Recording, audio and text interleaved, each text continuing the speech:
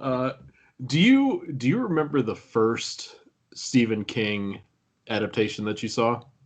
Oh man, that's a good question.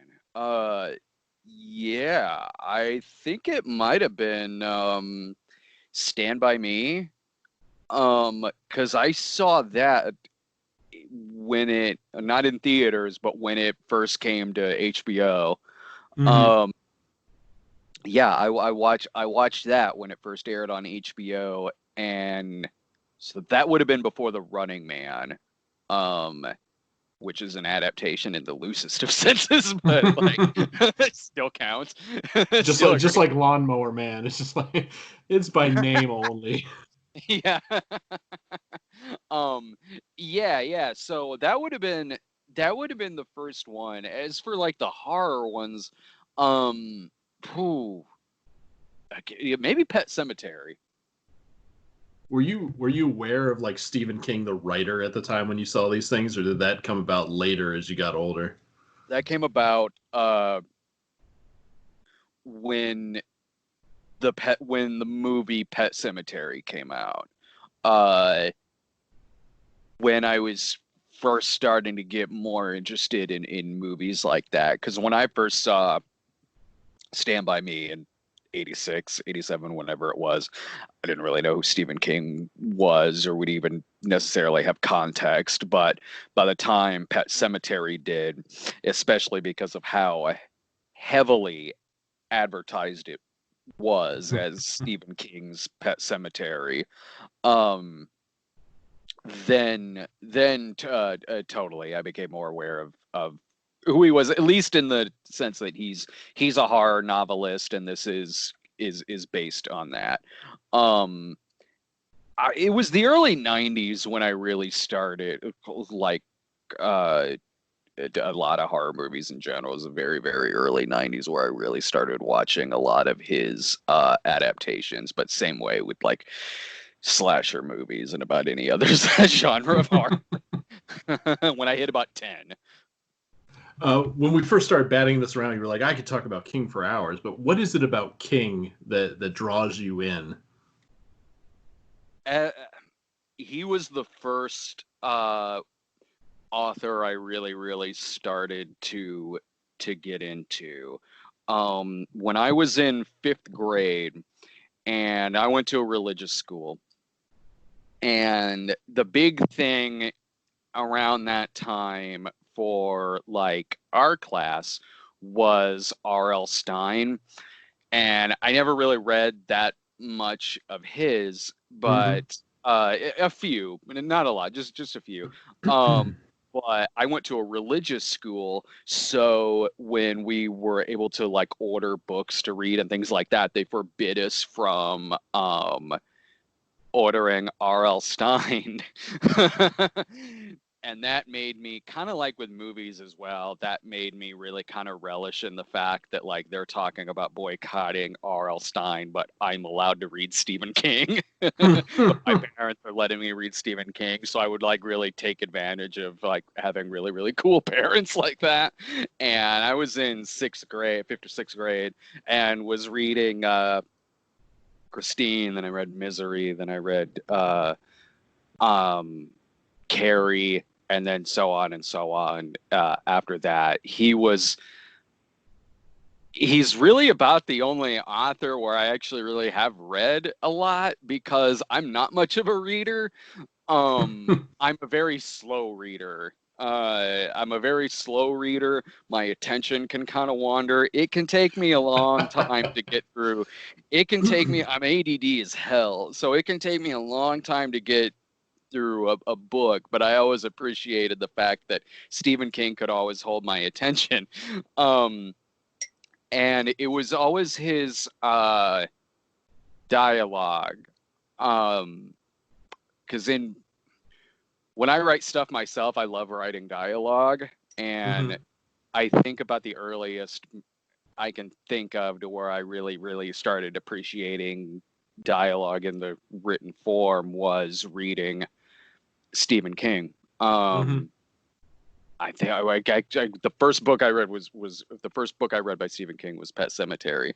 So I would always look forward to it whenever like a new adaptation came out, or whenever one of the books would come out.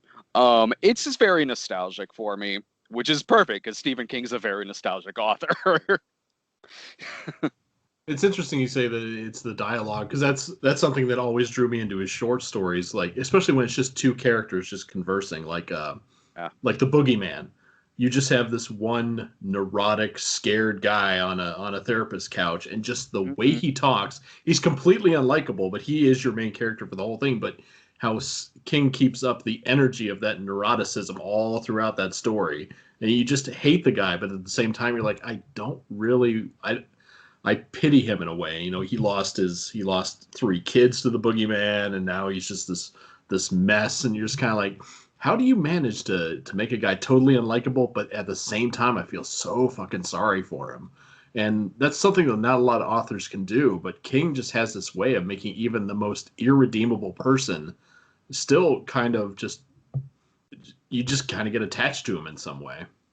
Oh yeah, he is great at having like the kind of drunken older dude give exposition. Like you kind of like Pet Cemetery where they're sitting on the porch drinking and he's talking about the Pet Cemetery, or Christine when Dennis is drinking with LaVey and he's telling him about this car. You're reading it going like I feel like this is all really important information, but I'm like, man, I feel like I could just kind of read these two guys just talking and shooting the shit for a while. Like let's get them another six pack.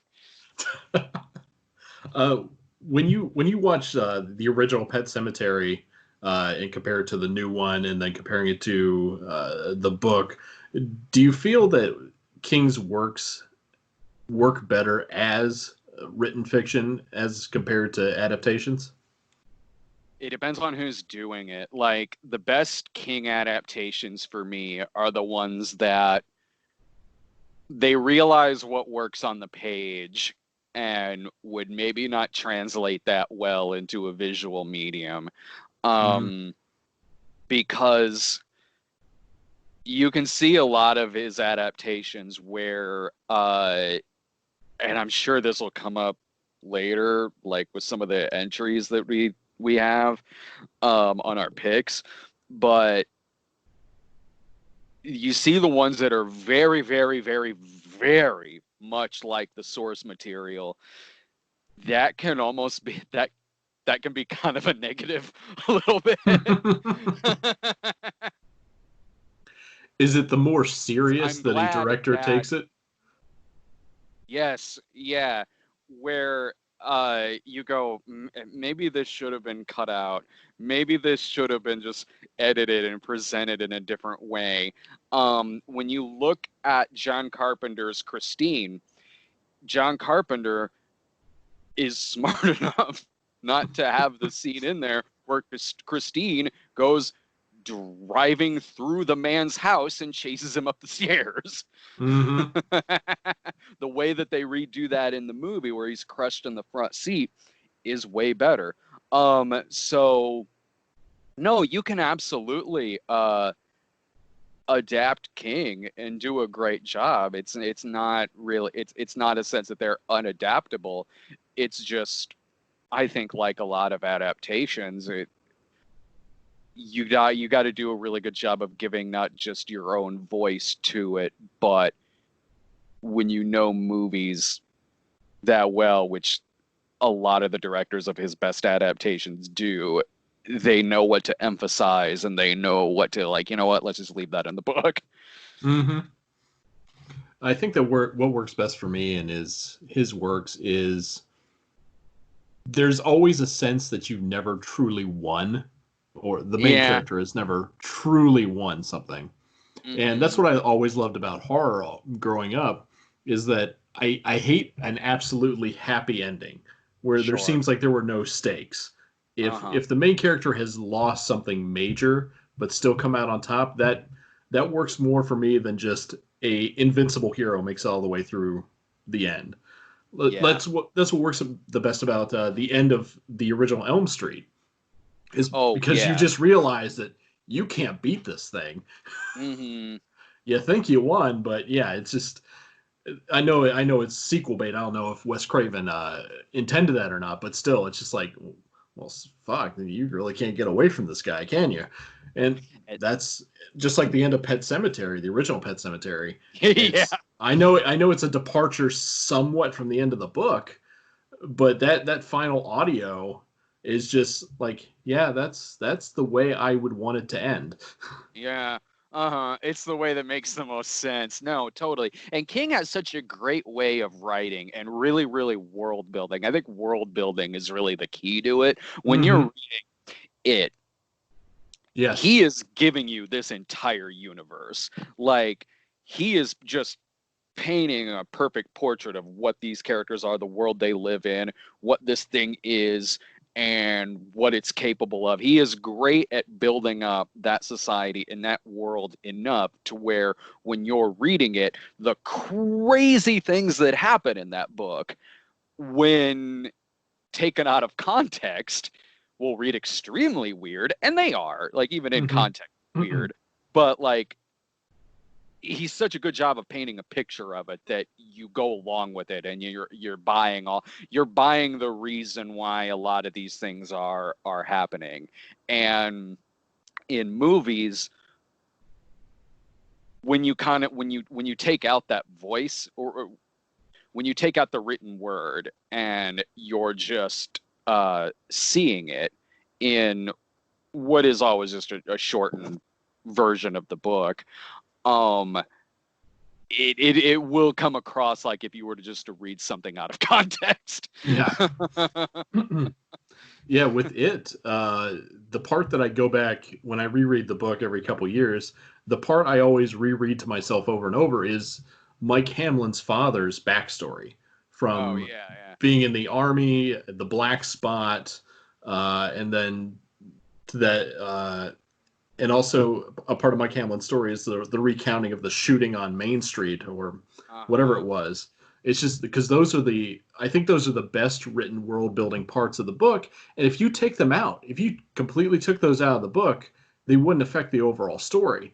But they're such well told tales that you're just kind of like, why haven't these parts made it into the adaptations? Which is what annoyed me the most about the two new It films, because they just gutted Mike Hamlin and his Oh backstory. no. Just got rid of all of that and made him a total nothing character.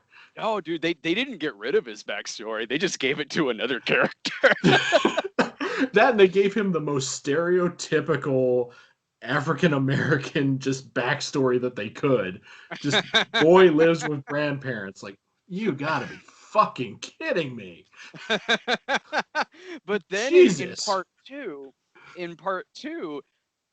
it it's bizarre because they gave away his backstory, the fact that he was so interested in the town and the town's history. They gave to another character, but Mm-hmm. in part two, they still gave it back to Mike, or they still had Mike be the one who was like the town historian and everything. I'm like, this is, well, I guess at least you gave that story back to Mike, but now it's just weird that it started out with another character in part one. That it didn't need to be the mess that it was. I mean, from a visual standpoint, it's a nice film, but as an adaptation, it's just a train wreck when you get to part two. And part two, I liked that Pennywise was given a lot more to do in part two, as Mm-hmm. opposed to in part one, where he's just a jump scare machine. Yeah. Um, in that, I came away from part two thinking a lot about that, where I was like, okay, I like that they actually gave him a lot to chew on here. In part one, we talked about this last week, where the sewer scene, where it's like, okay, what idiot is gonna go up to that cracked out looking thing in the sewer and start talking to it? In part two, when he's like under the bleachers talking to the girl, I was like, okay, that I buy this more than I do what they did with Georgie in part one. Yeah. it works. The whole Georgie thing works in the books because Pennywise just looks like a cross between Bozo and Ronald McDonald, and there's the smell of the popcorn, and there's actually things that are enticing about Yeah. Pennywise in the book, but when they go for that, when they go for more of a very surface level scary clown, they strip away all that stuff that made Pennywise alluring and a spectacular killer. Is they just Mhm. went, no, we just want Spencer level scary clown and none of Yeah. the psychological stuff. Just That strip all was that out. disappointing. Yeah, that was totally disappointing. I mean, overall, like, there's a lot I liked about both of those movies. Mhm. But there's things where I'm like, yeah, the one from 1990 did certain things a lot better. With the limitations that it had, and Tommy Yeah. Lee Wallace kind of just like meh. It's Hmm. like it's it's fine for what it is. It does so many things so well that I can Hmm. overlook the ending and Oh yeah. most of the grown-up stuff. Yeah. um, When they write Harry Anderson is the world's worst stand-up comedian. I like just flew in a boy, are my arms tired. how could a yuck yuck comedian even be successful in the 80s? Yeah, like I'm like, If he had been a shock jock or something, or maybe a raunchy like a Sam Kinison type stand-up comedian, that would have yeah. flown, but not this very tepid PG kind of guy. Yeah, that was something where I thought the remake did that better. I'm like, Hmm. all right, Bill Hader, yeah, he's certainly believable as the stand-up comedian. Hmm. I wish they explored the quote unquote dark secret that Bill Hader had in that. I mean, we all knew what it was, but they just kind of Yeah, dropped that. I mean, and also when you think about like, okay, this is supposed to be taking place closer to present day, would that be a would that be a dark secret really now? I if you grew up, then yeah. I mean, there wouldn't be necessarily like the ostracization that would have been from the 80s, at least to the extent that it was in the 1980s. But given the Hmm. fact that that is when he grew up, and he kind of still has that in his head, and even when he was bullied about it too. I Hmm. can psychologically, it wasn't unrealistic for me that he still kind of has those demons from growing up in the 80s, and the vibe being sort of what it was back then. But you're right in that I left the movie going like, well, they didn't really explore much of that really. Like I'll say this, like, better better than when Disney tries doing it. Oh God. Let's make something that's completely throwaway and easily editable out, and let's promote the hell out of it, and then let a lot of people be completely disappointed that we didn't follow through. Let's hedge those bets the safest bets possible. Okay, this is a side note, but when we were at freaking Rise of Skywalker and the kiss happens in it, I didn't see it because I looked away to grab my soda. I lean back. Laura leans over to me and goes, "Did you see it?" And I go, "What?" And she goes, "I guess it's the first gay kiss in a Star Wars movie." I go, "No. Oh, must have been really. I missed it just from turning to get a drink." And we don't know the characters' names. We got no backstory on them. They just show up. It was just like two random lesbian cosplayers showed up on set and just got in camera shot. God, I hate that movie. I'm It, like, you know what? Take all the negative things I said about the new It away. Like, that's one of the best movies of the year. compared to like the corporate meddling train wreck that was Rise of Scott. Well, almost everything from new Star Wars is a train wreck. Just because I used to be such a huge hardcore Star Wars fan, but yeah, I'm just Uh-huh. like you can't remake a movie in the last 6 months of the movie's life cycle before it hits the theaters. That never ends up good. God. Oh, oh, yeah, I got to stop myself because I can go wild talking about it. I just Freaking feel Rise sorry of for the Skywalker. editors and the effects people and the sound technicians. And we're all just like, we gotta do what and how much time? Yeah, I, dude, when Cats came out the same weekend and everyone's taking a shit on Cats, I'm going, why are you shitting on Cats? Rise of Skywalker's right there. Like, at least Cats tried. Cats is way more artistic and has more artistic merit. Well, now that we hit the point where we had to bring up cats, now we should move on to our fucking top five. Yeah, yeah. I Right, gotta wash right, that out. Yeah. right. You are, because I'm wondering if your number five is the same as mine. Oh, I doubt it. If you want, you can go first. You're my guest. Oh, What is your number five? Cat's Eye. Uh, Really? yeah, Cat's Eye, which is two of the because the third one in it is like an original work, but Quitters Mhm. Inc. and The Ledge are from Night Shift. Yep. I love, as a cat person, I love Cat's Eye because you see, cats are often portrayed in movies as assholes, which Mhm. fine. Like, cats are instigators. Cats can certainly play assholes very, very well. But I like that Cat's Eye is almost a horror that darn cat in that, Mhm. well, DC is in that darn cat a lot more, but both of them have very heroic cats as their leads. Now, the first two segments in it, I love in and of themselves. James Woods is great in Quitters Inc. Mhm. The Ledge is incredibly suspenseful.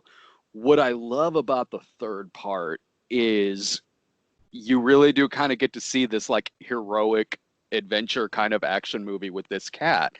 And when it has that shot near the end where you think this twist is going to happen, where, oh, is the cat going to end up like taking her soul or something like that?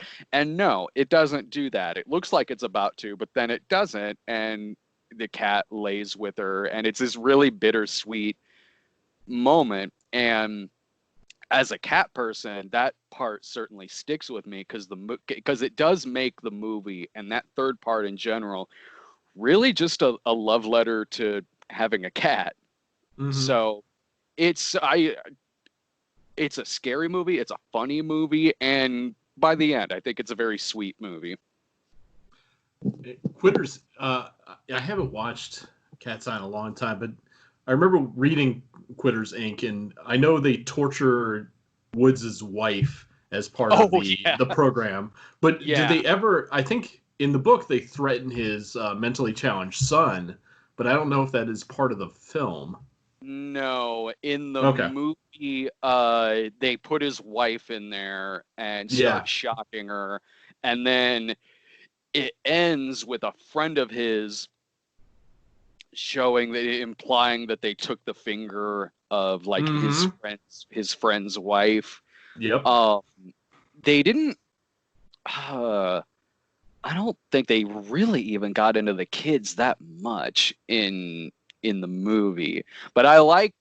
I mean, Woods is great in that, and Mm-hmm. especially when like he's going through the withdrawals, and as a smoker, like I'm watching it going, Woods is nailing it.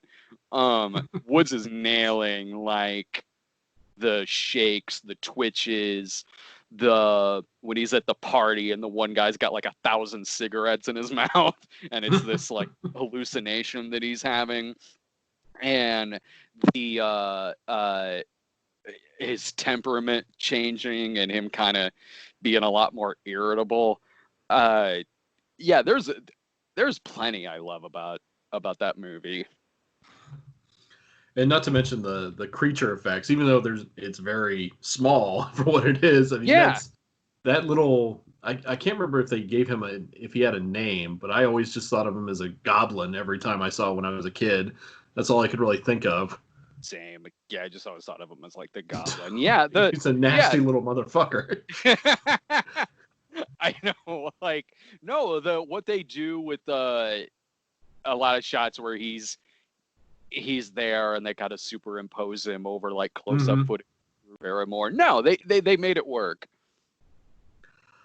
For my number 5 is Maximum Overdrive, which is Nice. adapted from Trucks, Yeah. and the reasons I like this film are so fucking shallow. Hmm. One, because it's got AC/DC in it, and Yeah. me being a Southern redneck, it's AC/DC is like you could put that on anything and we would go buy it. That's how Mm. that's how basic a Southern rednecks are.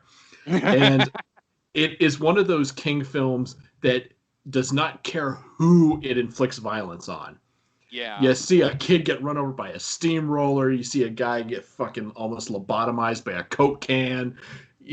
Everybody is fair game. And when you have a King film that goes balls out with that, I think it's great because you don't know who's safe. You don't know if your hero's safe. You don't know if the heroine's safe. You don't know if like the sympathetic couple are safe. Everyone Yeah. is fair game. But where why Maximum Overdrive is number 5 is because it doesn't end on the sour note that the book did, where Mm. the lead has this vision of the future where the trucks are just creating themselves and all humans are therefore are to pump gas. In the end, it ends with a typical Hollywood ending where the truck goes out in flames, and then you get that text crawl at the end that a UFO smashed into a Soviet fucking satellite or something. Just something that kind of like just a very punch out ending. But Yeah. there, there's so much fun to be had with all the characters. Emilio Estevez is not hammy, but at the same time he kind of is. But then he's playing off such great other characters. These kind of like King over the top. You can't wait to see them die in a horrible fashion sort of way. Um, and that's like I said, very shallow reasons for loving that film. And it's King at his most coked out too. Like it's great because there's little things about it that make me love it too. Like you're saying, one of which is just that trailer alone, where it's Stephen King talking to the camera, going, "My name's Stephen King, and I'm gonna scare the hell out of you." Like, just like glassy eyed and everything. Like, yeah, it's a movie there where there's a lot to love just for its existence alone. I think it's got one of his best cameos too, because he's got that odd face, and they put it in that fisheye lens, and it's just Oh like the yeah, ATM told me to fuck off. yeah, He's just so dopey looking. It's great because you can't take that movie seriously. That's when those kind of cameos work. Like the cameo in Pet Cemetery, it's like okay, yeah, that's King, all right. But when you get him like full, like right in frame, just being just this fucking goofy ass motherfucker, like in that's what I Creep really Show, love King. Jordy Verrill. Yeah, well that wasn't so much a cameo as he got a whole goddamn story to Yeah, himself. he had his own thing. He was good in that too. Like he had the comic timing down in that section. Hmm. Yeah, I love him in that. Yeah, I know what you mean. Like, yeah, there are those cameos where it's like, well, I guess we're doing this now. But then there's ones where it. Honestly, I'll say that about his cameo in It Chapter 2. I liked his cameo in that, Hmm. where it's certainly drawing attention to the fact that that's Stephen King, but they gave him a lot to work with and some funny lines, and it's there to be meta, certainly, but I did still feel at least like I'm watching a character. Yeah. Not just watching someone just came on set for a day and just read a line and walked off. Yeah, yeah. It made me remember that, like, when you give him some really good lines, he can be really funny Hmm. in movies. Again, prime example, a Creep Show. Yep. My what are we on number 4? Yeah, number 4. Or I put Cujo. Why Cujo? Cujo, because the number 5 was the cat movie, so I had to follow it up with the dog movie. And also, Wait, but Cujo is that means the dog came higher up on your list than the cat. yeah, but the dog in this movie is a bastard. Um, Like, well, Cujo was technically in Cat's Eye Yeah. at the very beginning of the movie. No, this one, I love it. I honestly think it's one of the scariest movies from the 80s. Like, I love that this movie really takes its time. It Hmm. builds up not just the dog, and it does a great job of building up the dog to where he's just a dog at the beginning of it, just a regular dog who seems friendly enough and likes going out, running around, chasing shit, and then is bit. And it isn't any kind of instantaneous turn or anything like that. You are slowly seeing this dog going more and more crazy in the first half. That put alongside with really taking time to develop Dee Wallace, this affair she's having, her relationship with his son, or sorry, with her son. Hmm. And when those two plots come crashing together in the first in maybe halfway into the movie, it works. Like it really works because you've really gotten to know these people before they're trapped in that car, and you've also simultaneously seen the progression to just how monstrous this dog gets. Hmm. And I love the cinematography in this. It's terrifying. Not just that dog just jumping at the window, but the situation itself, being trapped in this car that doesn't work, where it is like 100+ degrees in there, and the camera does such a great job with the look of the movie, where just looking at the movie just feels hot. Hmm. Like Yep. sweating bullets watching. You could feel the heat coming from the movie. And the suspense is done so well with the cinematography and editing, like when it does that big 360 turn inside of the car, where it's like, man, I don't know if these people are going to make it out of this situation. I was Laura hasn't seen this yet, and I go like, "Oh, you need to see Cujo." And Laura's a big dog person. She's a dog person like I'm a cat person. And Laura goes, "I don't know." Laura goes, "I don't know if I could see a dog die at the end of it." And I go, "I understand where your head's at there, but this no, that dog needed to go." He really had it coming. Yeah, I'm like, no, like I go, it's a tragic story. It's not simply just this two-dimensional story of an evil dog. No, no, it's a tragic story. You do feel for this dog, but that dog's got to go by the end of it. But yeah, that's I love it. That one still sticks with me. And I think if they had just used the regular dog for the whole thing, I don't think it would have worked. But when they have the guy in the the dog prosthetic, it just makes it that much more intimidating. 'Cause, that dog's pretty big to begin with, but then when you've Yeah. got one that's double the size, it's just Hmm. God damn, I had one of my legs tore up by a freaking German Shepherd, and I got a fear of Oh, dogs as it is. But Jesus Christ. you actually Every hit time I on see a dog like that, I'm like, oh. yeah, you actually hit on something too, which is that like I'm I'd rather not be around a big dog. Like I've been bitten across the face by one when I was Mm, younger, and um, a Saint Bernard I'd have no problem with, even after Cujo's surprise. Like a Saint Bernard I wouldn't, because uh, it's not like Saint. Beethoven lulled you into the sense of security with Saint Bernards. Yeah, exactly. Because there's certain kinds of dogs that are always the villains. Saint Hmm. Bernards, it's really just Cujo. Admittedly, that's a huge example of a dog being a Yeah. villain, but they are endearing looking, especially when like you see those old portraits where they got the barrel around a whiskey around their neck and shit. Like, so, but now I, yeah, there's certain dogs where I prefer to kind of keep my distance. Yeah. I don't know if this is happening. I hate this. Like, okay, this doesn't so much happen anymore, but it used to in the old neighborhood that we used to live in. When I would go out for my walks, I would be walking through the neighborhood. This big giant dog would come running up to me, and I just have to like stand there and like freeze and be like, oh God, Mm-hmm. oh God.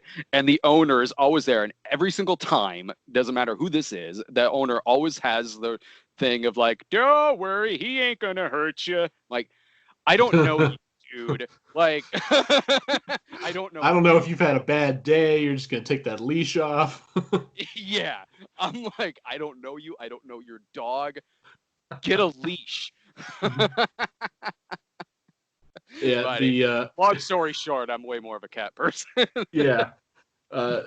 When it happened to me, this was like there was a house that was like 4 or 5 houses down from me, Mm, and the family that lived there had moved a few years ago in because the family had lost their daughter to a very vicious murder, and so mm. that's why they had this big German Shepherd named Sarge, and he was never out in the front yard. So I'm riding my skateboard around, and just out of nowhere, just this fucking bullet of fur knocks me off my board and just rips my left leg to like Ooh, shreds.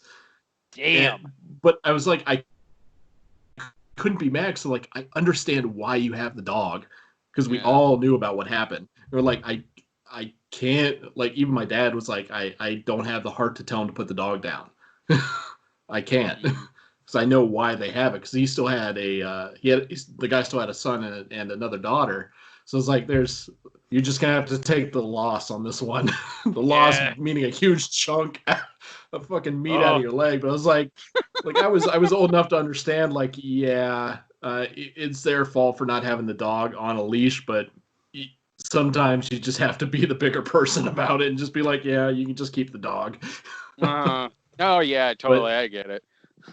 yeah, that was yeah. Mm-mm. uh, so number 4 for you was Cujo. Number 4 for me was the one when I talked to you earlier about this and said that it's going to be one that's going to piss people off because it's not including another one that's connected to this film in the top 5, and that's Doctor Sleep. Oh, okay. I was wondering when you texted me earlier and was like, "I'm going to say one that's going to piss people off." Through my head, I'm going, "Is it going to be like Dark Tower or?" or Like, what is redeemable about Dark Tower to actually I'm make like, any top 5 list? I'm like going like, maybe he thought it was really entertaining or something. That Matthew McConaughey acting nothing like Matthew McConaughey really got to me. Yeah. Oh, Doctor Sleep. Yeah, yeah. Uh, Okay, I can see it. uh, and not so much because the adaptation of the story itself is good, Mm. but because it tries to continue on Kubrick's version of The Shining, and Yeah. it does it. There's a lot of heart in it. There's a lot of effort, a lot of attention to detail, um, except for like the cameras they used and some of the wide shots they got just like really didn't match what they were trying to go for. But Yeah. this seeing what happened to Danny so many years later and how this took its toll on him was something I'd always wondered because I knew that kid was never going to be right after this. Yeah. Um, and I feel the way they told Danny's story, he had redemption. I felt so sorry for him, and I felt that he almost got the ending he deserved. The only reason I feel it didn't quite work is because we didn't see enough time with him and Wendy to build that connection. He tells you more about what happened and why Wendy's passing was so tragic for him, but we don't see it. Yeah. Um, that and it's always nice to see someone try to be Scatman Crothers. I love You, Scatman Crothers, and to see someone almost nail it, just all the accent was just a little off, but just that guy, I was like, every time I saw him in the silhouette in like in a distant shot, like, did they just put Scatman Crothers in there? That guy did such a good job.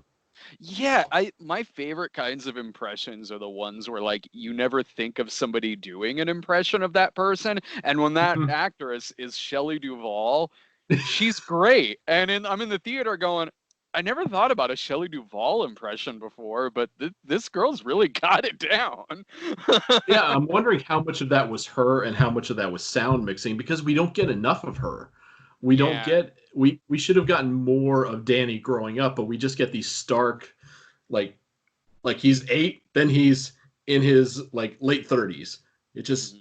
starts and stops so rapidly, and you get nothing in between. I would have liked to see what it was like for him in his early adult years. Like maybe he was on his way to being successful, and then he just couldn't do it. We just see that breakdown. But where we start with him is he's already broken down. He's sleeping with very trashy women at the bar, and but Mhm. still, that I like that was his breaking point, was where he's Yeah. leaving, he's taking the money, and then he turns around and realizes that this whore has a very small son, and it's just Yeah. like, oh, that's ow. Yeah, And that's one where it's um thinking back on it, I'm like, I did enjoy that. I think I maybe harped too much on what I thought negatively about it when we mhm. reviewed it, which that'll happen when you do like we do, where you're reviewing something minutes after watching it. You'll just have that sometimes. Yeah, the And stuff that struck the biggest chord is what you're gonna remember the most about right away. yeah, and I'm like thinking back on it, like, yeah, I probably should have been a little more positive in the review of it, because I did enjoy it, and I do enjoy it. Like, certainly thinking back on it, there's a lot to really admire about it. One of which is that it does. I do like that we have this mainstream epic horror movie. It's two and a Hmm. half hours long. It really does feel like a horror epic. There's some things that I could certainly criticize about it, but it does a lot of things well, especially that last half hour where you're going back through the Overlook again. It's a really good build up to uh, a lot of good like treats and Easter eggs you get there in that last 30 minutes. I think if they had tried to just do an adaptation but ignore Kubrick, I don't think the movie would have worked at all.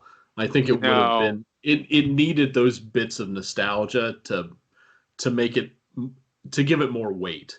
And but at the same time, the things that aren't Kubrick related are some of the weaker points. Like the vampires are so poorly explained and so Mm, poorly developed that I'm like, hmm.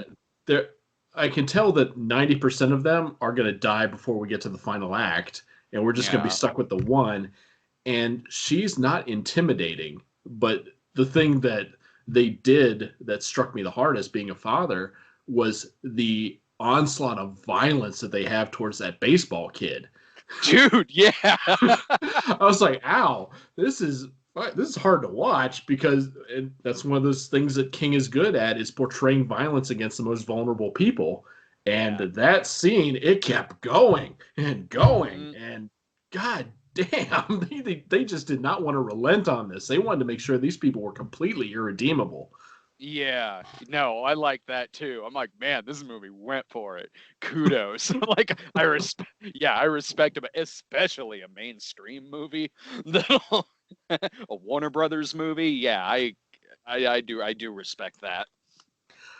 I'm surprised they didn't do it with the other victims, or showing even more victims. I mean, we only get the really graphic end of the one, and the other little girl just gets kind of set upon. But yeah, if they had done a montage of just how villainous these people are through like this period where Danny's sober and Danny has to confront them, I it would have added a little bit more to that end battle, because at the end it was like, I know Danny's going to win, and he's probably going to sacrifice himself, and that's what turned out to happen. I was like, oh no, And I guess no surprises.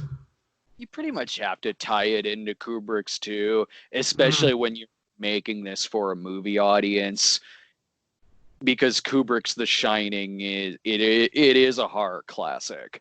Mm-hmm. It is, if you're making a movie that's based on the sequel to The Shining and you're making it a movie, if you don't have those tie-ins with Kubrick's The Shining, a movie audience is gonna wonder why that's not the case. Why, Yeah.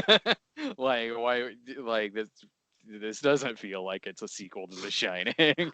So I was glad they did that. And especially because I'm sure King liked too the fact that like it's tied into the Stanley Kubrick movie and has more in common with the book of Doctor Sleep than Hmm. Kubrick's The Shining does with the book of The Shining. Oh yeah. That's why I didn't include The Shining on my list because I look at it as strictly a Kubrick movie and not a Yeah, Stephen King movie because there's such great departures. It's got at a very base level, you say, yeah, it's an adaptation of Stephen King's book, but when you look at it as a lover of cinema, you're like, this is all Kubrick. Everything yeah. about this is. There's Hmm. nothing in here that makes me say this is Stephen King's work. Sure. Um, so, well, I'll not to spoil anything, but I guess I'll bring Oh, that up fine. later. But don't That's gonna worry, be number one, isn't it? I was in my head, what you just said was going through my head when I made this list, but I'll explain why later on. Okay. um, my third is Christine. Um, I mean, it's sentimental in the fact that it was the first book of his I read because I was like I was simultaneously going back and forth between that and Pet Cemetery, Mhm. and for the first books of his that I had read, and the movie.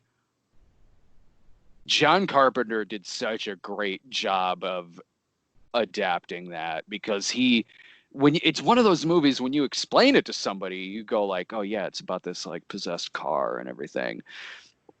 You're gonna picture maybe, probably more so something like Maximum Overdrive in your head. Mhm.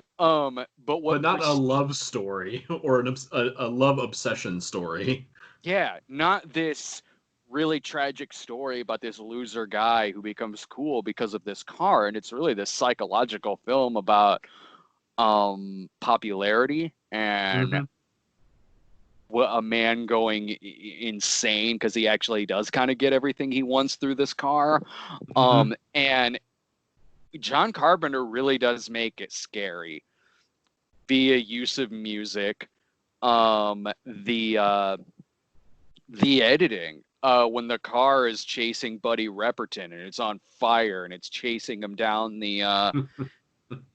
the street, like it's a horrifying shot, and through music you just buy all this stuff and it makes it work through how cleverly edited it is, and also the effects too when the car is reassembling itself. Hmm. And the soundtrack really helps with that too, not just John Carpenter's music, which is great, but also the oldies soundtrack that A is very in. Stephen King soundtrack. Yeah, yeah, definitely. And you see familiar you certainly see familiar types of things in all of Stephen King stuff, whether it's bullies, 50s nostalgia, and you often see which adaptations do it better than others. And for me, Hmm. Keith Gordon as Arnie Cunningham is the way better Harold from The Stand. Because both characters are these nerdy outcasts and then get more evil as the movie goes along. But what Christine does way better than the miniseries The Stand is that you really do empathize with Arnie in Christine. Like he Hmm. seems like a good kid who's just nerdy. It's 1978. He's getting picked on a lot, and you do really buy this friendship between him and Dennis, and that makes it more tragic as the movie goes along. With he gets his car, he does get confidence, he does get cool, but it drives him insane. Whereas Hmm. Harold was always creepy. like like yeah, he was always insane. He just started blowing people up halfway through the movie. um in Christine, Keith Gordon is awesome in that. Like, when I was a kid and really wanted to get into acting and like playing bad guys in movies, that was one performance that like really that was hugely inspirational for me. Like, I wanted to play that kind of character. I wanted to give those kind of like crazy ass performances and everything. And Keith Gordon in Christine is one of the performances that made me want to become an actor and really play a lot of like batshit parts like that. Because he's creepy and he does it so well. Like, he's great at being this sort of lovable loser at the beginning of it, but then later, when he's driving the car at the end and there's that crazy shot with him behind the wheel, and when he's like threatening his dad, when he's doing that speech to Dennis when they're drinking in the car and he's talking about love and obsession and everything, it's his performance in that movie is one of my favorite 80s horror movie performances, which makes it an interesting double feature with Back to School. Watch Christine do a triple Lindy. I Just usually land. compared it to this other performance, which I always thought was really underrated, and that's Mark Patton's performance in Elm Street 2, where you see to me, that was always an underrated movie and a really underrated performance because it's similar. It is. It's similar in that you have this kind of normal guy throughout it, but is driven more and more and more insane by this supernatural force throughout the movie. Both of those performances really did stick with me as a kid. Something of King's that I wish we would see more of in adaptations is that symbiotic, toxic love relationship. Yeah. There's, I don't know if it's ever been adapted, but he had a short story called Strawberry Spring, which it's a story about a killer like Jack the Ripper, but the interesting thing is, instead of like Christine being the car, Christine is the fog that rolls in during the Strawberry Spring, which allows the killer to kill. And the killer is almost in love with the mist because it allows him to act out these things. And I'd like to see more of that. Some of that weird love relationship that kind of gives it, like, lets people's ids come out in a very bad way. So I think King does that really well with even the raft. The raft is almost like that because in the short story that he submitted, I think it was either to I think it was Penthouse or Playgirl or Playboy, whenever that came out in the 70s, the slick itself is like a rape accomplice. It gets into their eyes and they see the colors, and then he's plowing the girl on the raft, and then the raft just eats her. There's something about that connection between a person and this elemental thing that he does really well, but there's either not enough talented filmmakers that can pull it off, or there's something that audiences just won't be able to connect with in that sense. And there's a good connection with it being on my list too, because Christine was also in Cat's Eye. Remember the beginning of the movie? Oh yeah. Cujo is chasing the cat, and then the cat almost gets hit by General almost gets hit by Christine. And in case you didn't know, it's Christine. The bumper sticker says, "I'm Christine." So subtle. Yeah.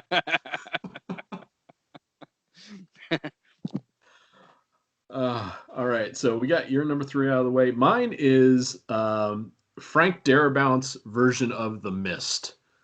And I put it on here because when I originally saw it, I loved most of it until the ending, and we had this huge blowout on Dinner for Fiends when it happened. We had almost every writer from Dread Central was on that call. and everyone agreed that it was all great, but then like there was this split down the middle. Either everyone hated the ending and half everybody loved it. In the beginning, I hated the ending, Mm. but then after I reread the novella, I was kind of like, this story doesn't go anywhere if you just end it with them traveling and just trying to have hope that they're going to find an end to this mist. Yeah. Having Thomas Paine have to go through this horrible decision to kill his friends and his son in a car, only to realize that either the crazy woman's prophecy was right and his son had to die to stop this, or he is extremely unlucky. Mm. So he loses his wife, he loses everybody, and then he gets out of the car, and then army saving you all from these horrible creatures. Whoops. At first I was like, fuck that. But now that I rewatch it, I'm like, I actually really like that ending. It's kind of a throwback to like an old Twilight Zone kind of ending. Yeah, you can almost see like William Shatner just like crashing to his knees and just begging God to just fucking Yeah. kill him. I'm gonna have to. Is that episode of Dinner for Fiends still available? I might have to go. I'll see if I can find it. Wow, what was that? 2008, 2007? Think I so. can't. Oh Yeah. yeah, I'll look. It's probably still there, but yeah, that was yeah. I think Stephen Lynch was on the call with us from Wrong Turn. So yeah, he was in there giving his opinions too. That was a very long episode of that podcast. But yeah, the creature effects were great. Yeah. Having the mist shroud the CGI effects made them even better. Even there's a couple dodgy ones with the scorpion monster picking up Mhm. Ollie and snapping him in half, but the spiders and the pterodactyls and the bugs, and just having everyone go from trying to be a team to save themselves to that split down the middle of everyone's following that crazy religious bitch, and then Yeah. everyone else who's still sane, and damn. And then when they sacrifice the poor army kid, just stab him in the Oh gut and yeah. just send him out there. Or when that first group tries to leave and they tie the rope around the waist of the one good old boy, and they start dragging it back, and it's just his lower half that comes with it. It's, everything about that was just such a good, concise, compact horror film, and it did those nice little references to King's other works, like Thomas Paine painting the poster for the Gunslinger or the Dark Tower, and just like those little hints that maybe all this is kind of connected, but it doesn't go out of its way to say yes, this is Yeah. connected to the macroverse or whatever. It's just those little things there, and I don't think there was even a bad performance in that film, and you could have easily just hammed it up and made it Yeah. silly, but they took it seriously. No matter what was being thrown at them, like these people looked and felt like they were in peril at all Mhm. times. Did you ever watch the show? I got through the first episode and I could tell right away that it was going to be something totally different, and then I stopped. Uh, And then the just different, reviews different started in a bad rolling way. in. Yeah, and the reviews started rolling in. I was like, "Oh no, I'm not investing my time in this at all. This is not the mist." How do you screw up such a basic premise? Otherworldly mist opens up portal to fucking monstrosities. Simple as that. Just show different people in different areas trying to survive. I never saw it. I didn't even hear. I don't even know if I even noticed any reviews of it. Really, I just kind of forgot it was. It's one of those shows where I was like, I don't know if that'll be any good or not. I just know I won't. I'm not gonna have time to watch it. It's just like Mercedes, man. No one knows that it's an ongoing series, but there it is on AT&T. Well, we'll find. Anybody have AT&T? I mean, shit. We'll find out soon enough if that the Stand miniseries, that new one, is going to have any kind of release date.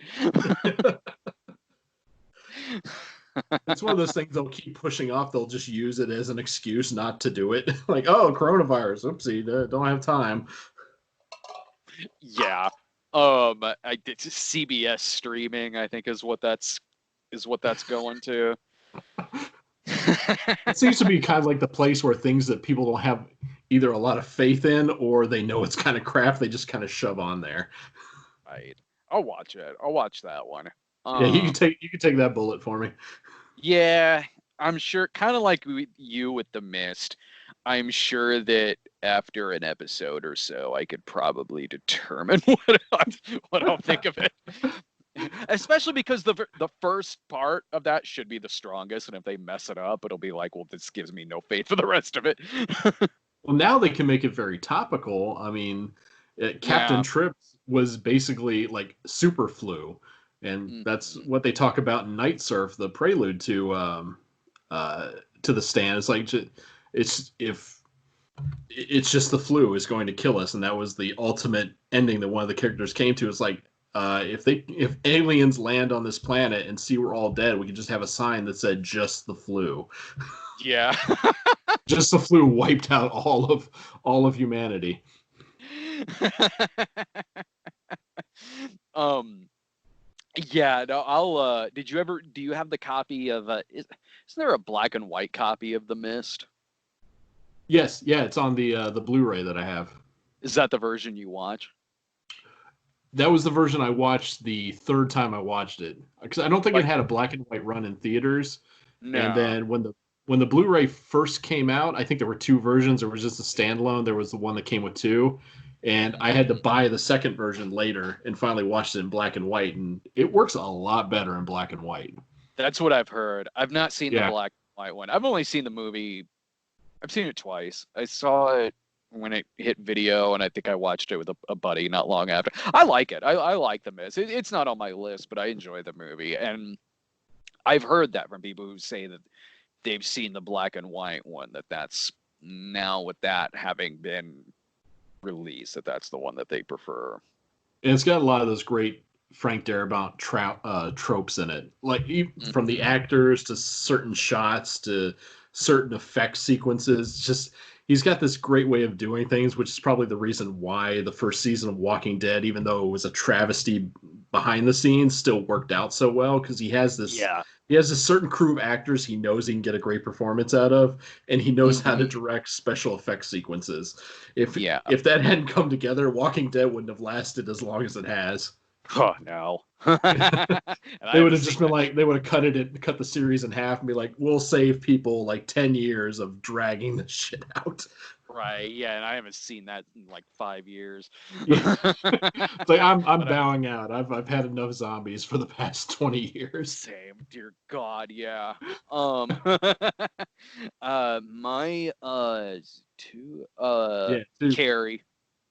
Um Wait, which version of the Carrie? the Rage Carrie 2, thank you very much. Oh yeah, where her De Palma's. tattoo comes to life and Oh God, I forgot about that. Man, yeah, I saw that piece of shit. De Palma's. Well, I mean, it's kind of like with Doctor Sleep. It was in the universe of the first one because it had Amy Irving back in it again. Um, no, De Palma's is great because, like, I mean, really, you just got to talk about the climax. It works so goddamn well. The split screen, the editing, watching these assholes fucking like pay for this, but Sissy's also eyes sell that all those shots so well. eyes, the soundtrack, Mm-hmm. man.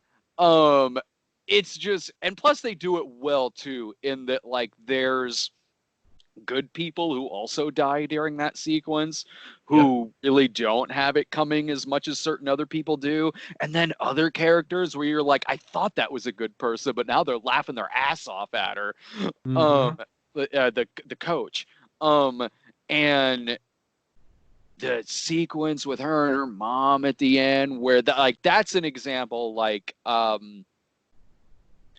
of really knowing how to have this really sensational ending and pulling it back and enough knowing what's really going to work in the universe that we're putting right here in this movie, because Mm-hmm. I love the book. It might be my favorite Stephen King book. I love the book. And I do love how in the book she destroys that whole town. Hmm. Which they um, in the remake they tried to do that, but the streets were so empty that all the shots of the carnage were just kind of like, what's the point? What's the cost of this? No one's around to see it. yeah, yeah, right. And the remake was Julianne Moore was well cast in that, but not Chloe Chloe. Moretz. The hell. And I like Oh, Chloe she's Moretz. so homely. Oh God. Like that's more like like you'd see in a shenanigansy comedy where it's like ew, she's ugly, she's got glasses, takes glasses off. Damn. Uh, It's um, she's all that, the horror movie. I mean, but I do like how because those bullies are bastards in De Palma's Carrie, like Nancy Allen Hmm. and Travolta great, and like they're like I it's kind of why I like slasher movies a lot, where it's like characters from like a Porky's type movie have just kind of like a horror movie happens to them. um and uh in Carrie, like Nancy Allen, Travolta, and all of them are thinking in no way, shape, or form is any of this going to turn into a horror film. Like to them, like, oh, it's just hijinks, you know? Like, admittedly, wildly sociopathic hijinks, but like, you know, they think they're in just like this R-rated, like sociopathic screwball movie, but then No one's gonna everyone kill PJ Souls. oh yeah, God. Um and I love how evil they are at it, from like Hmm. Travolta giddily killing that pig. And when they're holding on to the rope before dumping the blood, and it's just, and Nancy Allen is just like salivating, or like the close up on her lips, her eyes, her hands, like she is like this dumping this pig's blood is freaking orgasmic for Yeah, this she's getting person. off on it big time. It does something well that because these crazy ass bullies are in a ton of Stephen King stuff. In Hmm. some, it's like, how is this person even in high school and not in jail? Like, how is this person not already kind of a serial killer? What De Palma does really well with the casting in Carrie is where it's like, yeah, these are evil bullies like you see in Stephen King, but I'm like, I see how these people are popular at this high school in Hmm. 1976. I buy Nancy Allen as this popular girl in this high school. Um, yeah, it's a great ride, man. I mean, it's quotable, it's it's iconic. Dear God. And I think it's a really damn good adaptation. And Sissy Spacek plays vulnerability to a T in this film.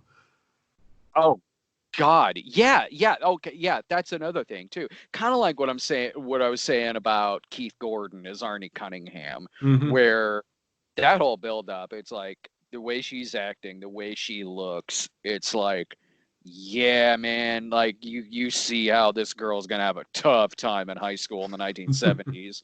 But Hmm. then when she gets, you know, she's in her prom dress, she's at prom and everything.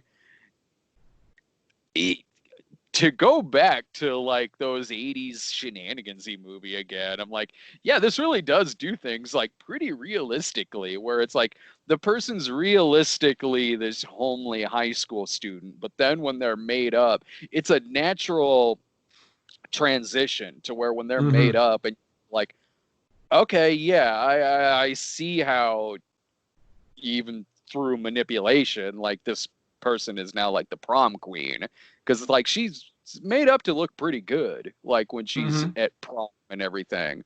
Um, Again, way better than just simply, oh, we just let her hair down and took her glasses off. We put some eyeliner on her. Boom. Oh Suddenly a yeah. 10. Good enough for Maxim.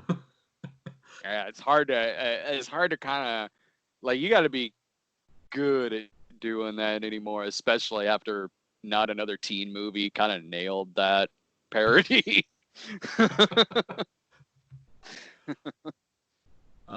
Oh yeah, and the greatest American hero gets taken out by a fucking bucket. William Cat, yeah. Yeah, poor William Cat. His beautiful blonde fro. That like Randy Marsh tuxedo that he has at prom. I think I don't if know. he hadn't died and Carrie hadn't looked at him and looked at his corpse, I think everyone would have been fine. But but I think Right. just the fact that she was humiliated and her prom date is dead, it was just like, nope, that's it. All stops are gone. Yeah, dude. And like also just having one of the original best jump scare endings. Mm-hmm. Like done right. I mean, done especially at a time where that kind of shit wasn't done to death. Um just doing it right, that hand coming up and everything. Oh yeah, the whole thing is just great. Yeah, and it's the way it's set up is, the fire marshal's already been there and just been like, yep, everything's fine. You wouldn't expect a body to just like suddenly just jump out at you. That's what makes it work. Because if they had done it like at nighttime and it's just after the smoldering ruins were just falling apart and then that happens, it would have been like, oh yeah, okay. But yeah, the way Is they it? did it in the daytime makes it so much more of a jump scare. Yeah, and isn't the smoldering high school still there in the second one? Like, In don't they the go Rage, in the rage? Yeah, I think it's a different school because it's in a different it's not a different state, but I think it's a different city. I thought, isn't there? I could be wrong. I'm going off of like 20 years of memory. Isn't there a Yeah, I haven't seen scene? it since like 2001 or something. Yeah, isn't there a scene where Sue and the main girl like go to the abandoned old high school and like Fuck. it's Uh, still there? It's still there. It's rubble. Cause for, 20 years later. for thematic effect.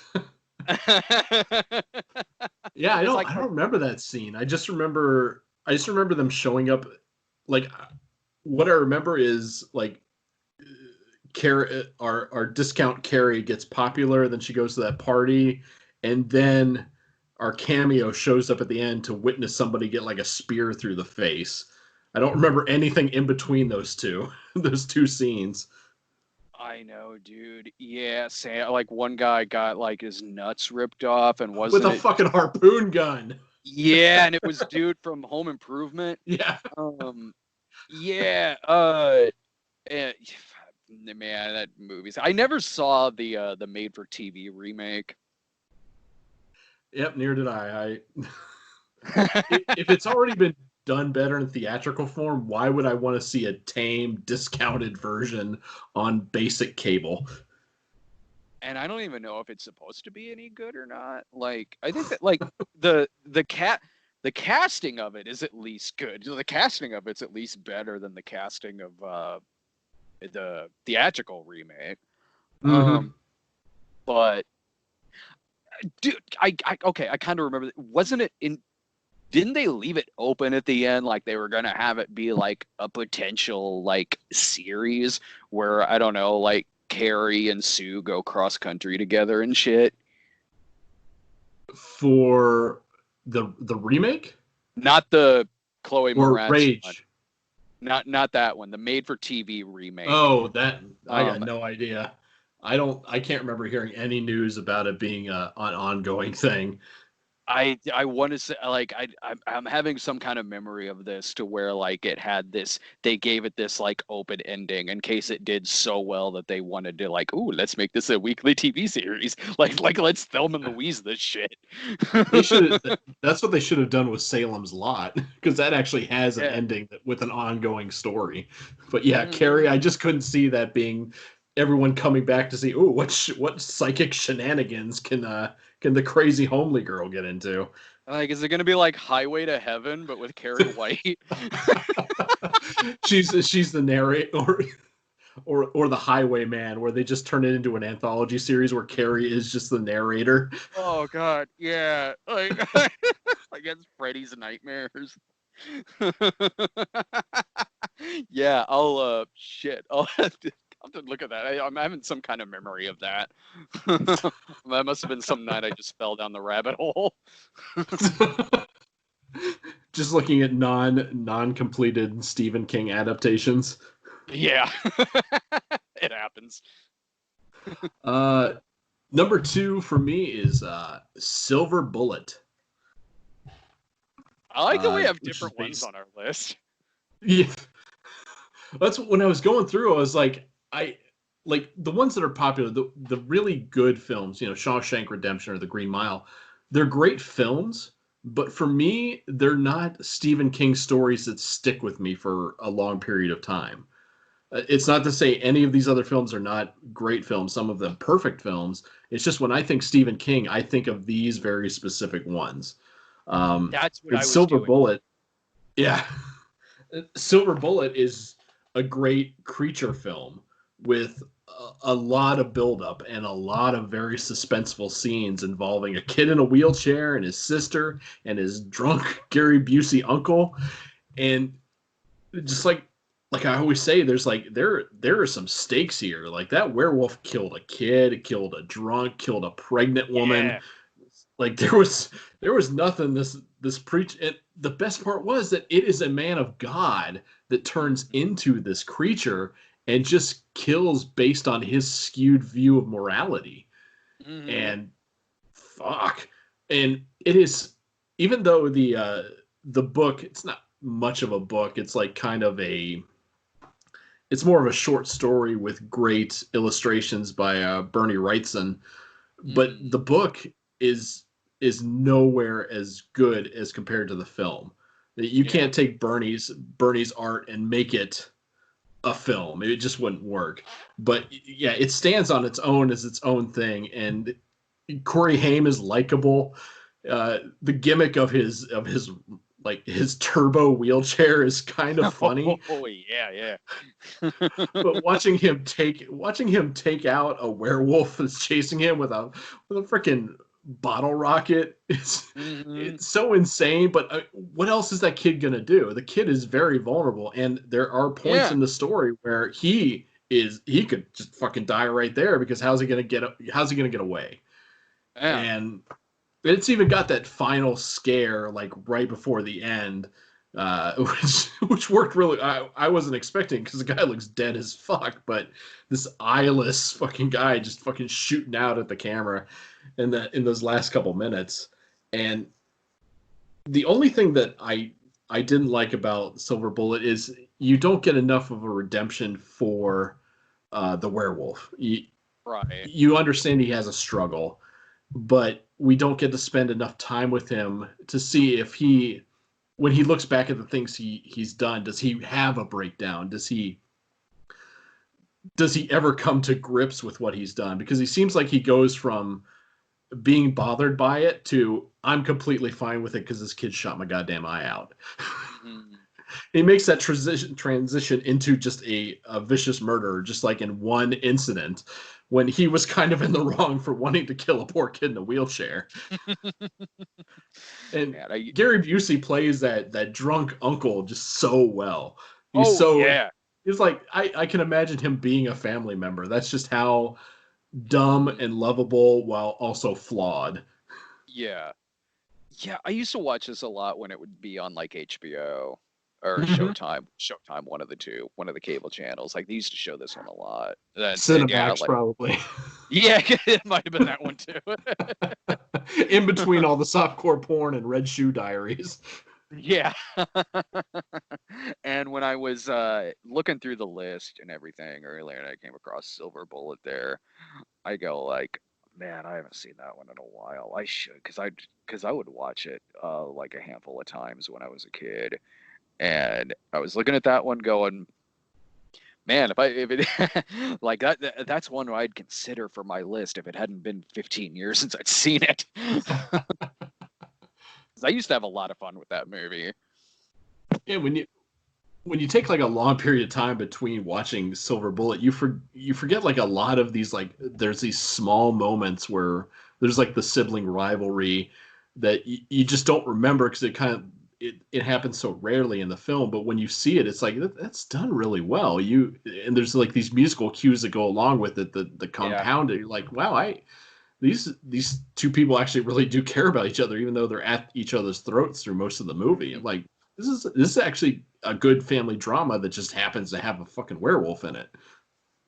Oh yeah, yeah, which is like a lot of adaptations of his do so well. Like we were Mm-hmm. talking last week about that with the It miniseries, Mm-hmm. where it's like this is a really like coming of age story about this group of losers who are outcasts. They're all friends together, hanging out, having a good time, like doing '60s shit.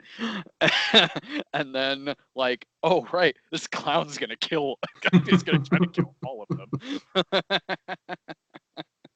um yeah, with you talking about Silver Bullet, like this is one of those instances where like it's coming back to me more as you're talking about it in a good way, not like a minute ago with Rage Carry 2, where it was like, shit, well, that shit's coming back to me, her tattoos and shit. And they haven't tried to remake it, which is the great thing, because Yeah, you could shock. you could try to go a very serious route with it, and not have the turbo wheelchair and not have Gary Busey, but I don't think it would work if you took a very serious tone with it. If you didn't have all the fucking townsfolk out in the woods shooting each other or getting taken out or stepping in bear traps. It's silly, but also it's it's a pretty horrible thought that you have no idea what you're fighting. You're just out there with a bunch of other idiots with guns. It's one of the very few of his older ones that hasn't been remade or even talked about there being a remake. Yeah. uh, but I mean, yeah, my number one's The Shining. Oh, you But let me so explain, because pedestrian. I know everything that you mentioned earlier, I was thinking about. It was going through my head. I was sitting there going, well, if by some chance Stephen King hears this, I know he's not going to like me putting this at number one. Um, but I go, do I? Because you're right. It's Stanley Kubrick's The Shining. It's Mhm. its own entity. It's not like there's so much of the book that's not there. It's an entirely different beast. And the Mhm. beast that it is works perfectly. Like it's a beautiful film and it's scary and iconic. We've used that a few times with this, but the best Stephen King adaptations are ones that like stick with you over the decades. The reason why I was like, you know what, I will, because I've seen how this is adapted into what is technically a more accurate adaptation, and it's not nearly as it doesn't work nearly as well as the Stanley Kubrick one. Not to say that there couldn't be an adaptation done that would be more like the book, that you could still be good. It could.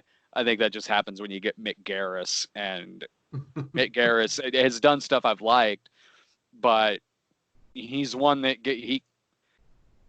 he's one that could be a little too like literal with some of the things that he's adapting and not really realize the difference between video and page. But It's yeah, it's almost like it's The Shining with like a Critters 2 vibe to it. Is what I kind of, feel yeah. feel that TV movie was like. Yeah, but with Kubrick's, here's what it still does really well in terms of it being an adaptation. One is really making the Overlook Hotel a character. Mm-hmm. The Overlook Hotel is a huge character in both the book and in Kubrick's version. Um, Down to them getting that giant tour of it at the beginning of it, where it's just this gorgeous hotel in the mountains, and it really is setting it up as a character, like the adaptation of Cujo does with Cujo, like with Arnie Cunningham in Christine. Here it's doing that with a hotel, like the book does. And progressively over the course of the movie, showing how scary and simultaneously huge but isolating this place is. Um, the book does that, and Kubrick's version does that too. Like, you really do get the horror of this place and the manipulation of it too. How it is manipulating Jack Torrance. It doesn't do the redemption thing like the book. Mm-hmm. It doesn't. Jack is a lot edgier towards the beginning than early Jack Torrance is in the book, but it's not. You do see more normalcy in Jack Torrance in Kubrick's than I think it's given credit for sometimes. I do see it where people say like, "Oh, Jack was already crazy at the beginning of that," and you could see how this could be a guy who could potentially snap, but he is keeping it together. Mm-hmm. Like, he is at least putting up a facade of being normal. When he's in the interview with Barry Nelson, when he's doing the tour, and he's, talking to Danny and Wendy. Like, yeah, you can see how this could be a guy who's probably got like a short fuse, but he is trying to keep it together and seem somewhat normal. The turn is relatively quick. It's But like there within the are, first 45 minutes almost. yeah, it's much quicker than in the book. But what it also does well, in terms of, again, it being an adaptation, is being seduced by alcohol. Mm-hmm. Uh, the obsession with being a writer, writer's block, needing to be alone and isolated and snapping when your thought process gets interrupted, and just really having that dependency on alcohol, that it still conveys very well Mm-hmm. as an adaptation. Yeah, it plays differently in the movie than it does in the book, but there are things about it that you can tell still do come from the source material, albeit portrayed differently, and certainly a different animal than the book is, but one that I think still has enough strengths to it to where I'm like, you know what? Yeah, I'll. That was why I was kind of justifying having it on there. Um, it is it is a horror masterpiece.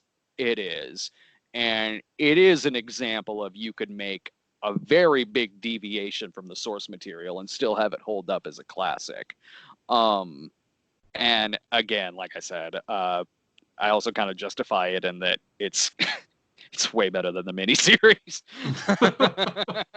I think like when I went back and I watched Doug's nostalgia critic video on it, it's the redemption story is the only good part of it because it makes Jack Torrance more of a character more than he was in Kubrick's version.